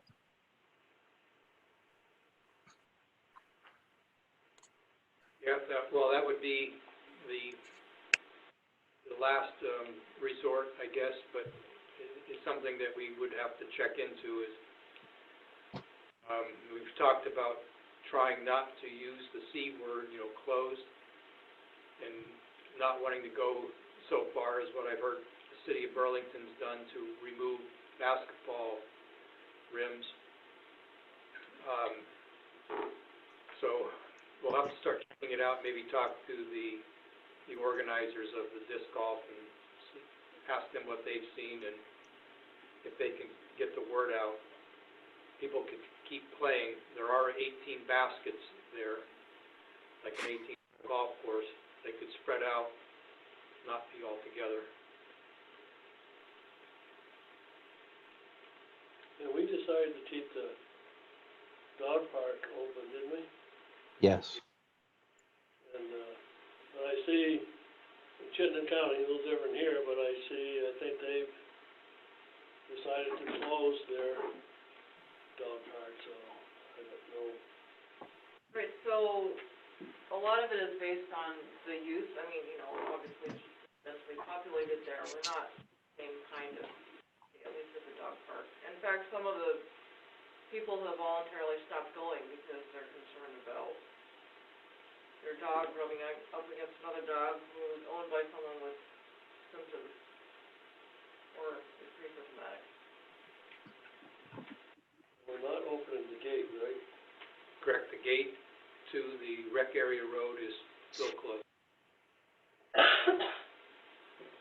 But that rec area is only going to get busier as the weather is getting better. We're going to start seeing more people at the skate park and more people starting to play tennis and basketball. And it's only going to get busier from here on out. especially as people are feeling cooped up. So, they won't actually be able to play tennis or pickleball. We're keeping those gates locked because you can't play tennis or pickleball by yourself. You can play basketball by yourself. So generally what we're going to do is just take reports as people provide them of how many people are gathering. And hopefully the vast majority of people will do the right thing for themselves and the public. And then if that changes, then we'll have to try and figure out how to close some of these facilities that aren't very easily closed. Yeah, I like the approach of letting people have some options going out there. Hopefully that we're being adults about it and doing the recommended guidance and give them the option to not only do yard work and go to the lawn waste site, but maybe go out, go for a hike, do some extra activities, just keep an eye on it and see if it needs to be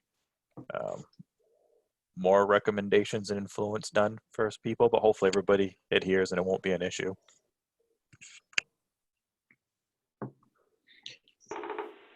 Yeah, it doesn't seem like we should have to remind people that if they're touching a ball or touching a disc, that anything it touches also carries whatever they have on their hands, and vice versa. So I hope people are using their heads. Right. Okay, is that all on that subject? All on the COVID in general, you want to talk about the tax bill situation, that email that was in your packet? Yes.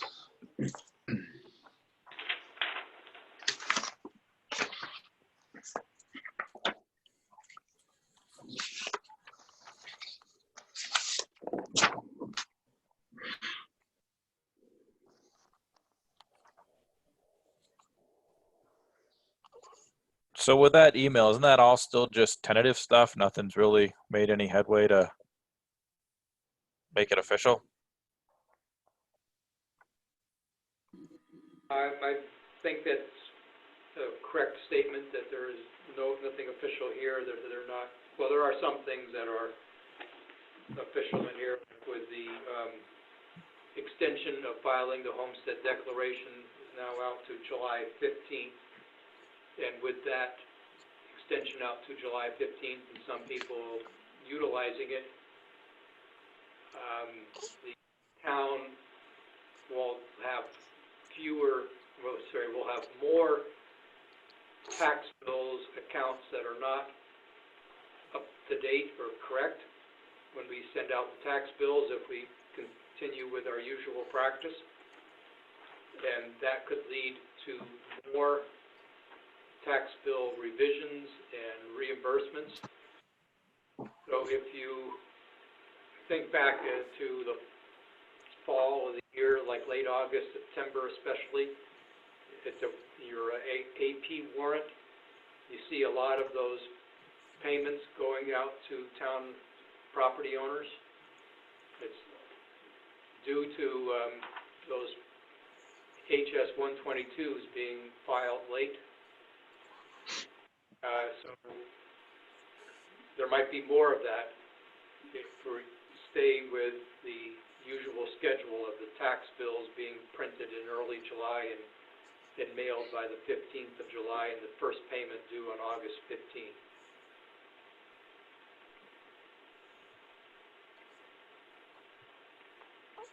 So I spoke with Russ Bowden in anticipation of talking about this evening, and he said from the grand list perspective, he should be ready for the usual timeline, that he should have the grand list done so that in late June or July 1st, the select board could set a tax rate if that's what you choose to do. He had one other comment as input. He said that for the taxpayers' sake, maybe you would want to delay the payments 1 month next fiscal year, just to give them another month to maybe get back to work, or another month to be sure that they're receiving their unemployment compensation benefits. then it would cut down on the number of incorrect billings because of HS 122s not getting filed.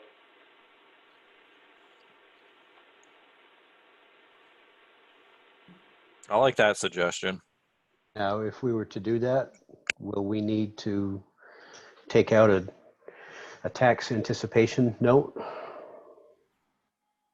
That's going to be something that is yet to be determined. I started to work on a cash flow, but without knowing what's going to happen on the May 15th installment, I don't have a good handle on things. I have no idea whether or not taxpayers are going to be able to pay, let alone pay late. So in sort of end of May-ish, I'm kind of stuck. And then once I get past that hurdle, then I'll have a better handle on what our anticipated cash flow or cash balances might be for June 30th. And on what our initial expenses will be. And if you do extend the due date, then that means we have to have more cash reserve to get us through. But by the same token, if you extend the due date on property taxes, doesn't necessarily mean you have to extend the due date for sewer bills. That would be some additional revenue for August. Sewer is a lot less than most property taxes. Right. And you don't have HS 122 factor with the sewer bills. So there are some options, but it's still too early to give you a list of those. And when Russ suggested possibly delaying the due date for taxes, he was talking about the August date, not the May date, right? Correct. But don't we, does the select board have the authority to do it? Don't we vote that at the open meeting when we pay our taxes? Well, what the select board has is the opportunity yet to approve the warning for the open town meeting and list on there that you're suggesting that the due dates be whatever, but, something different than the usual August 15, November 15. So if you want to go with August 30, or if you want to go with September 15 and then December 15 and March 15 and June 15, whatever you choose. But you have that option to sort of get the ball started, rolling, and then the voters would approve it at the open meeting. But we wouldn't, because it's in the current fiscal year, we wouldn't have the option to do that for the May installment for the current fiscal year. Correct. The May 15th installment is due on that date, but to help the taxpayer out as the delinquent collector, I will be giving the Board of Abatement something to ask that they issue a blanket deferral, I guess, of the late fee. Right. That would be due as of, say, May 16th. So essentially extending the taxes and due until June 15th.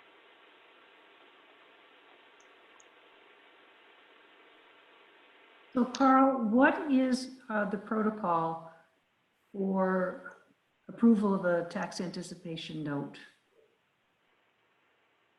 Well, it's been a long time since we have done a tax anticipation note, but in the past, what it required was having a cash flow study done so that you could determine what your biggest deficit is, and then you could add on to that 1 month's worth of expenses. So if we did a calculation and showed that our biggest deficit would be, say, $400,000, and a typical month, $250,000, then we would be able to secure $650,000 in a tax anticipation note. And my understanding is that it is something that does not require voter approval because you're borrowing the money and paying it back within the same fiscal year. And so the the tax anticipation note, or TAN as they're called, would have a provision in the agreement with the bank for payment to be made no later than June 30, the end of the fiscal year. And if we do one, we want to have the option of paying early to reduce the interest cost. Because sometimes, it costs the town money to take one of those out because you incur that interest cost and you don't make it up with the money that you do get to invest.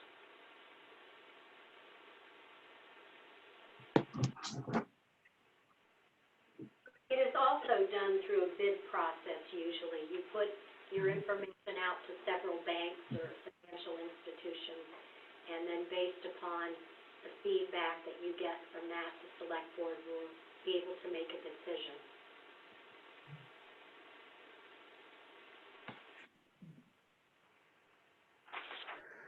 And you don't have to make a decision about this tonight, but in the coming weeks, you will have to approve the warnings for the open town meeting and the annual election. And if you want to have something other than the usual August, November, February, and May due dates, you would have to decide at that time. Is that the only question that you'd be looking for a decision from us on, is the due dates? I mean, looking at this email that Donna forwarded from Carol, it looks like just the very end of it talks about, should the filing of the grand list be delayed? Should the tax bills be sent out at the usual time?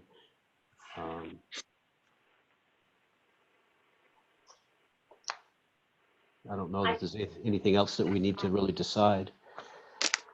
ADR did grant an extension for the filing of the grand list, but not every municipality may need to do that. Yeah, Russ says that he's not going to need that. He actually said that he's got fewer properties to inspect this spring than last year because last year he had some backlog to catch up on.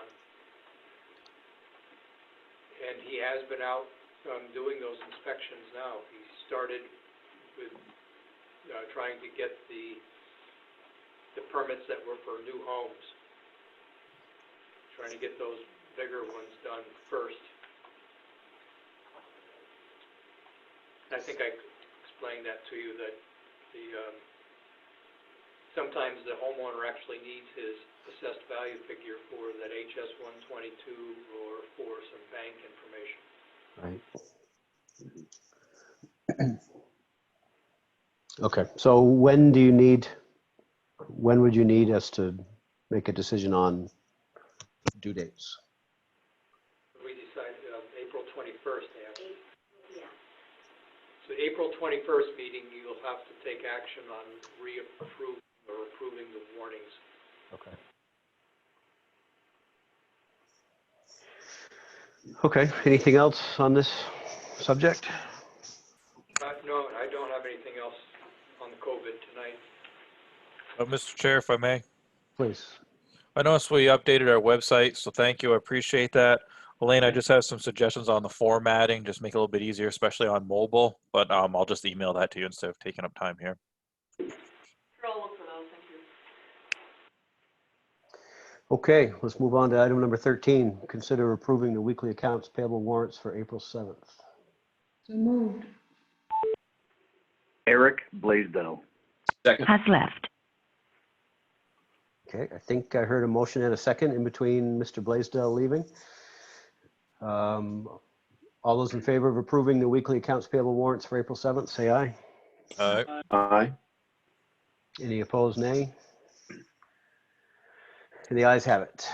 Number Mr. 14. Chair? Yes. Go ahead, Mr. Hudson. We had one warrant that was sent to us that we, that I anyway, signed electronically.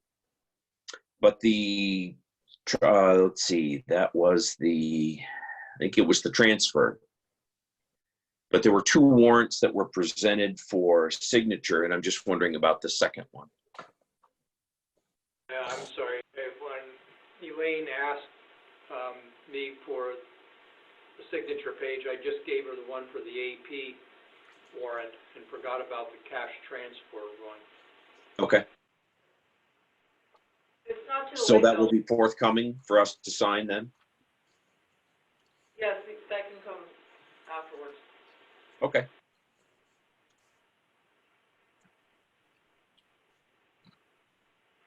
I assume that last week all got signed one method or another. Okay, we got 4 signatures for last week's AP warrant. Okay. Mr. Chair, if I could ask Donna, the minutes, the official minutes that we typically sign, I assume you're just backlogging these for our signature someday down the road? Correct, I am stockpiling them. Okay. Miscellaneous. Donna, do you have anything for miscellaneous? I do not. I still have not heard back from the Secretary of State's office regarding the signing of the warrant and using an attest statement. But they promised that I would have information that if it was necessary or we could use it, that it would be available when we do approve the warning. So I expect something soon. Okay, thank you. Carl, anything? Nothing else yet, or tonight, Paul, thank you. Okay. Elaine? Yes, I don't know if Jack was going to get to this or not, but apparently he fielded a request for a more personalized thank you from the select board for the dog donation. Yes, I received a similar suggestion. So my thought was to end this meeting, at the end of this meeting rather, hop on another one. We could all do a thank you and we could send that as a video card if you're amenable. You just say what you said in a card.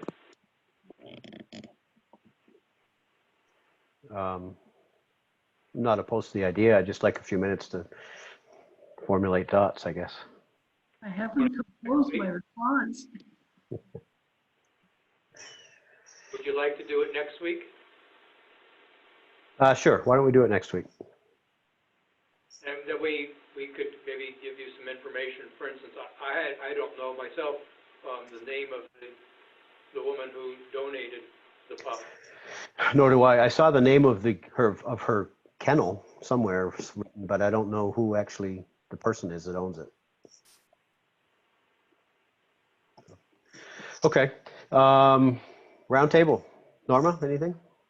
I just want to commend our other chair on his very adept parenting this evening. That little baby on your lap, and she has not squealed once. Well done, Mr. White. Thanks, I got lucky tonight. What's she doing? Katie got home, so Katie's actually grabbed her, so that's great. She's been doing pretty good. She's got her opinion, and I definitely have to adjust to her schedule, not the other way around. She did a great job. Yes, thank you for adjusting your camera. Noted in the minute. I have it in a minute. You're welcome. Mr. Nelson, anything? I would like to thank all the folks that worked on the local emergency management plan on a job well done. This is a document that will, be close at hand, and there's a lot of information in it. So thank you all for your hard work. Indeed. And I'd also like to remind the folks who may or may not be watching this that to practice your social distancing and be aware that other people, even though you may not be concerned, there are other people that are, and you need to be respectful of their wishes. So, and then wish everybody to be safe and be healthy as well. All of you and anyone that listens. Okay, thank you. Mr. White? Paul, just want to thank you for jumping in and filling in at the last minute. I realized really quickly that I was not going to be able to multitask as well. So I appreciate you stepping in and running the meeting for me. That's quite all right. Happy to do it. Mr. Mitchell? Well, Mr. Acting Chairman, I do want to say to the real chairman that he looks like either a DJ or airplane pilot there with big headsets on. It's quite eye-catching. And the other thing, I'm going to be giving Carl my Pelkey Award name. So I don't know if he wants to send it out in the packet next week or whatever we're going to do, but I'm going to give him mine. Okay. Send that around. Carl, if you or Elaine could share the previous Pelkey Award winners, or can we get that on the website? It's in the town report, isn't it?